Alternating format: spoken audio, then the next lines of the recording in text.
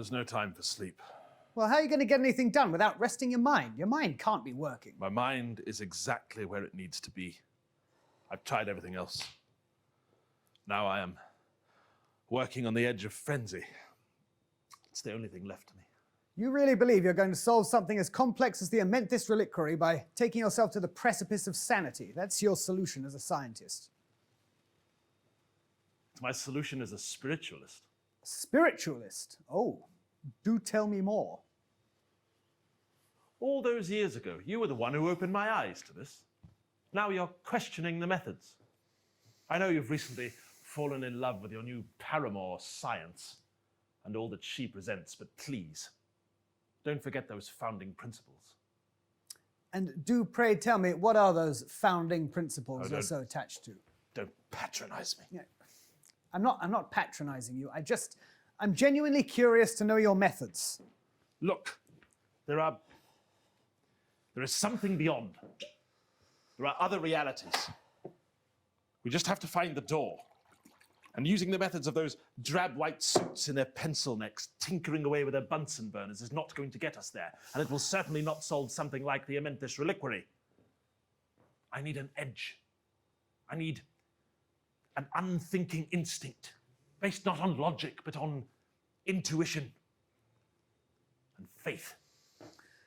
If someone hadn't published his paper proselytizing his misguided fanaticism for European fascists and their experiments with superhuman nonsense, then I wouldn't have to be scurrying around like a rat in a sewer, would I? You act like I was the only one advocating those ideas. You all know they were thinking it. I was the only one brave enough to champion their validity. Have you taken the time to actually go out into the world in the last few weeks? Have you not seen what's been going on in London? My world is in here. Clearly, you're out of touch, my friend. The world is changing. The world is recognizing that what's going on in Europe is inhuman. It's morally reprehensible. They're not God builders. They're not forging the next stage in human evolution. They're maniacs. And they're going to murder thousands of people as part of their twisted crusade. That's who you're taking sides with. We're spiritual explorers, Henry. You can't make an omelet without breaking a few eggs. I am not going to lower myself to your level of thinking. Oh, get off your high horse. I will do no such thing. It's the truth. Do you realize we could soon be at war with these maniacs? Look at Spain. And you're taking up faith with them. It's reprehensible. We're already at war. A psychic war. A psychic war? Sorry? I thought the society was genuinely interested in unveiling the depths of the unknown and pushing the boundaries of reality so that we can learn and harness these powers of the beyond to help us defeat these evils. The society has turned its back on one of the most interesting lines of inquiry. And I am no more than a common mystic, according to you. Yes, quite frankly, most consider you to be no better than that charlatan Crowley, parading himself all over London in some narcissistic marathon. How would they understand? I have studied more than they can fathom. Their minds are weak. I have cultivated a refined knowledge. Like a fine wine, fit for the very gods that we study and revere.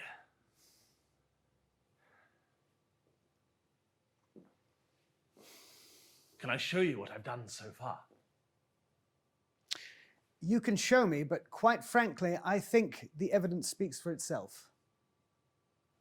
You thought you could drop off your little secret with me, leave me to tinker with my toys and forget about me. But I'm close, so close to unveiling the secrets of ancient Egypt. Everything our ancestors knew. Oh, please. I don't think you believe any longer. You've been so blinded by the atom.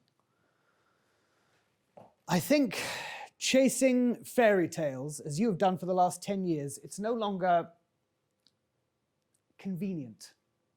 So you stay in the society. Why? You call my work a fantasy. Do you no longer believe in the beyond? Do I believe in the beyond?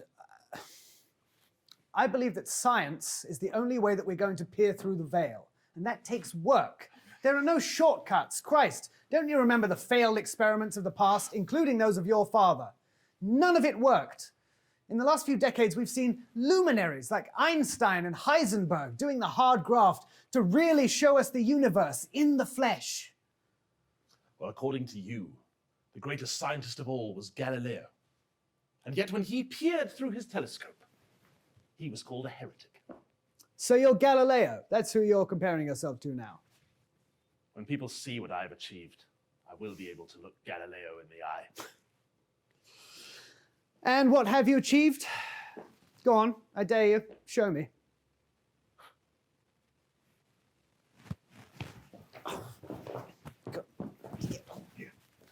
What do you see when you look at that box? I see an Egyptian curiosity, a box, nothing more. Ah, but you brought it to me with a purpose.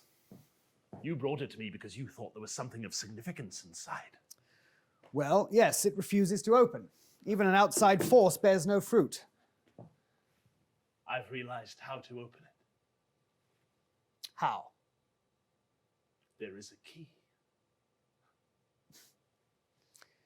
Your insight dazzles me, Arthur. A key to a locked chest. Who could have known? But you didn't bring me a key. And people the world over have been digging out tombs of ancient pharaohs, looking for a piece of metal. This box does not open with a dull, crude instrument.